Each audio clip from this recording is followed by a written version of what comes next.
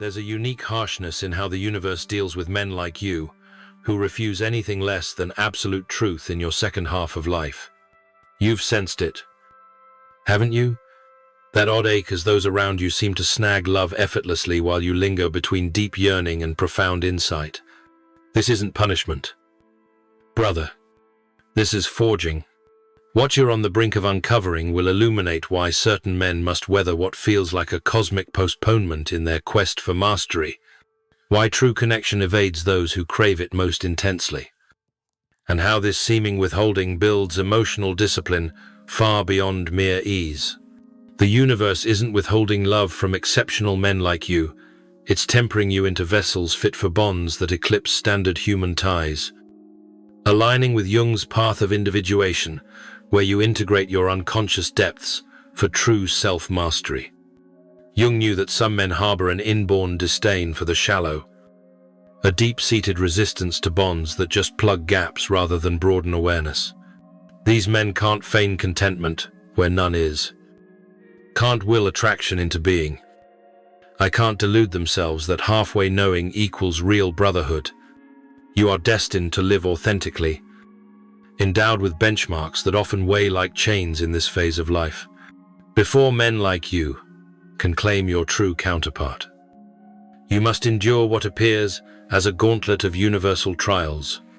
These aren't random torments from a spiteful cosmos, but vital odysseys to shed all pretense, all adopted facades, all barriers that block your soul from spotting its genuine mirror when it emerges, echoing Jung's archetypes that guide you toward shadow integration and the growth of your inner self.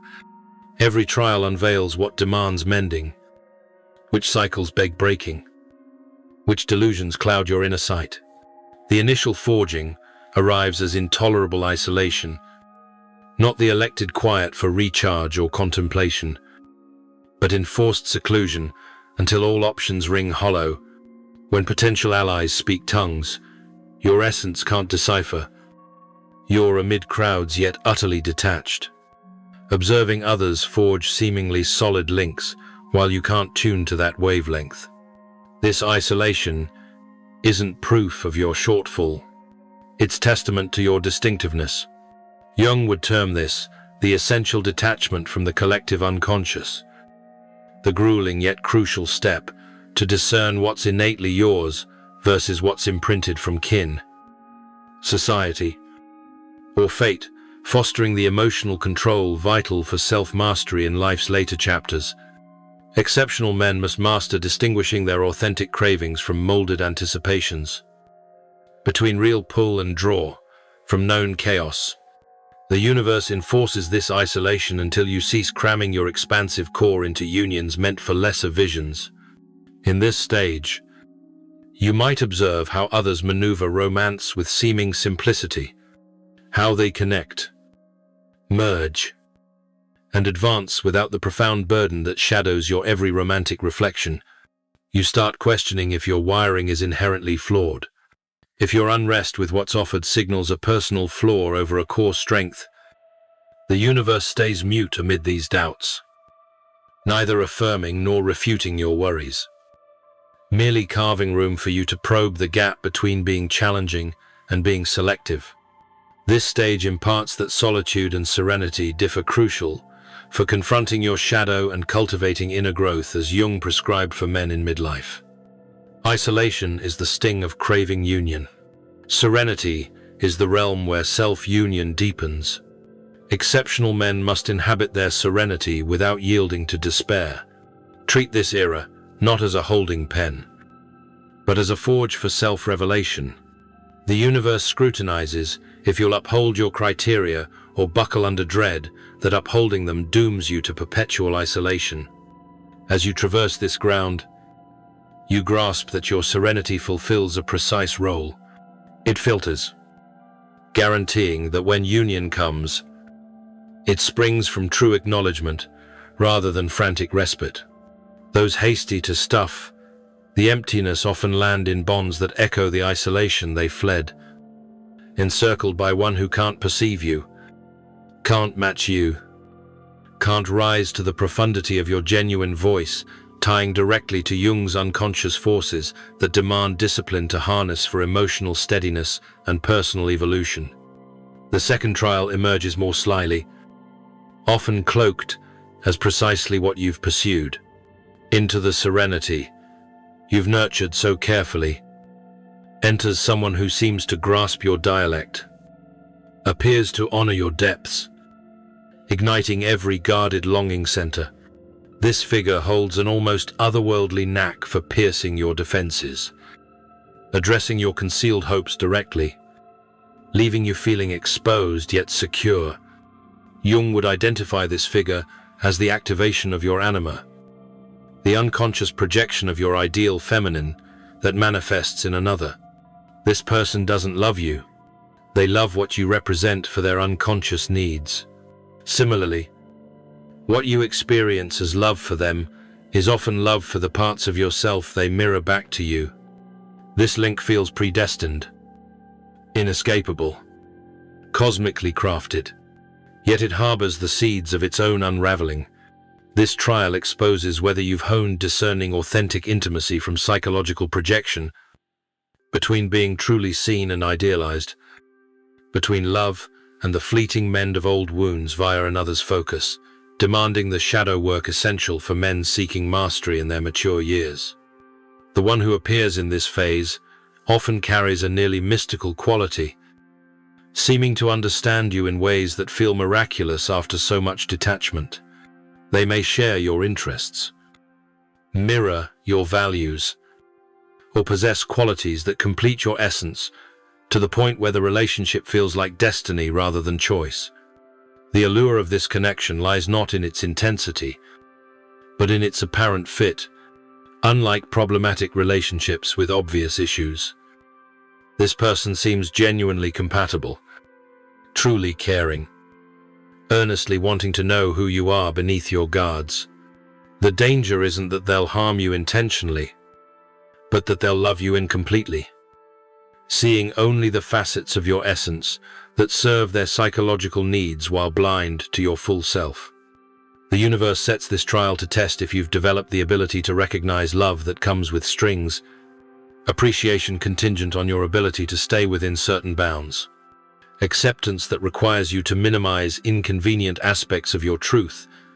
This person may love your sensitivity, but shy from your intensity, value your depth, but unease with your complexity, cherish your uniqueness, but expect you to temper it when it inconveniences. If you settle for this partial love, if you convince yourself that being understood in fragments suffices, if you adjust your expression to sustain the link, the universe doesn't punish you. It merely lets you experience the gradual erosion of self that accompanies any bond where your wholeness threatens another's comfort, highlighting the need for anima integration to achieve emotional control and inner strength as Jung taught. You learn through direct experience why accepting makeshift is akin to spiritual self-destruction, why compromising essential aspects of your core creates a relationship that feels like subtle solitude rather than genuine partnership. The third initiation is often the toughest because it requires you to recognize and shatter the ways you sabotage your own fulfillment. When a truly fitting person starts entering your life, when the universe prepares to deliver what you've sought, your psychological defenses often activate with unexpected force. Suddenly, you find reasons why this person might not suit, evidence that the timing is off. Fear that allowing hope will only lead to deeper disappointment, reflecting Jung's shadow archetypes that must be confronted for true self-discovery and discipline in midlife's inner journey. Jung understood that the psyche often resists precisely what it needs most, especially when that need threatens to disrupt familiar, self-protective patterns. If you've grown accustomed to your isolation, if you've built your identity around being misunderstood, if you've organized your life on the assumption that genuine partnership isn't available to you, then the approach of real possibility can feel more threatening than its absence. The shadow begins whispering warnings, breeding doubt where certainty should grow, manufacturing non-existent issues. This inner sabotage takes various forms. You might find yourself comparing this new person to an unattainable standard, measuring their reality against fantasies built in solitude.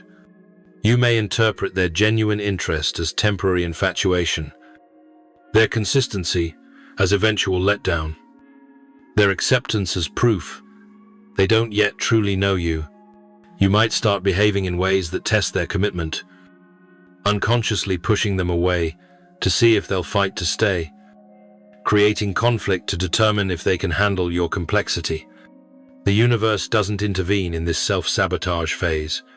It allows you to explore whether you're truly ready for connection or merely attached to the nobility of your pain.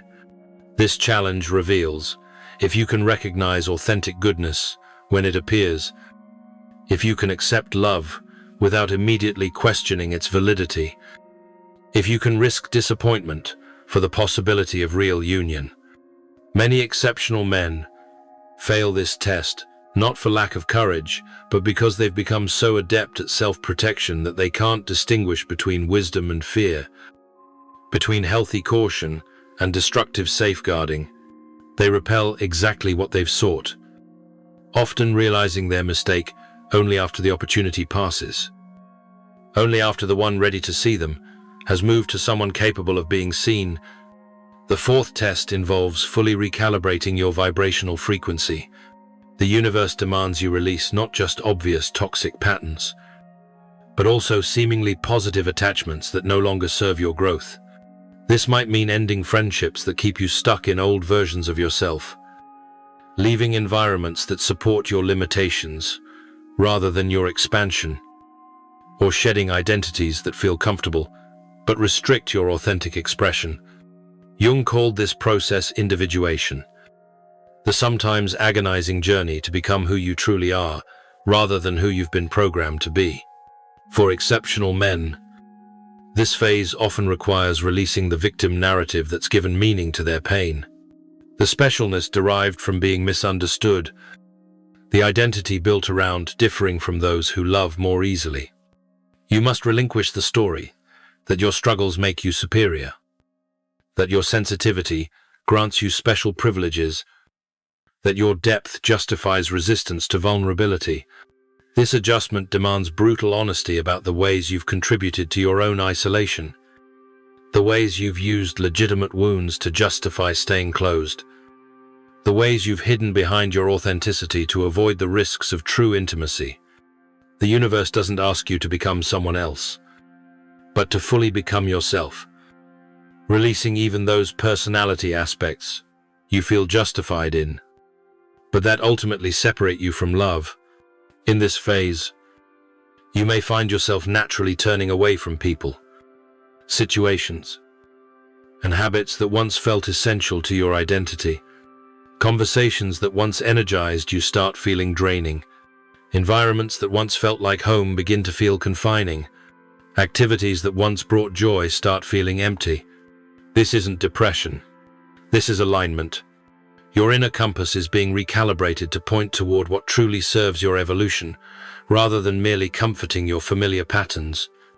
The universe watches if you can trust this natural pruning process, if you can let relationships and circumstances fall away without clinging, if you can hold your integrity, even if it means standing alone. This test determines how ready you are to choose authenticity over approval, truth over comfort, alignment over safety. It reveals your willingness to become partnership capable or your preference for the familiar territory of noble solitude. As you realign, you begin emitting a different kind of energy. People respond to you differently. Opportunities appear that previously seemed impossible. Your entire reality starts shifting to match your new vibrational frequency. The universe doesn't change what it offers.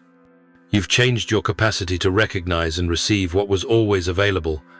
The final test, before true companionship arrives, is surrendering the very thing you've sought. This paradox confounds many exceptional men. The universe requires you to stop striving for love before it bestows love. You must release attachment to companionship before companionship becomes viable. You must find wholeness within yourself before you can experience genuine union with another. This surrender isn't defeat of resignation, but victory of becoming complete.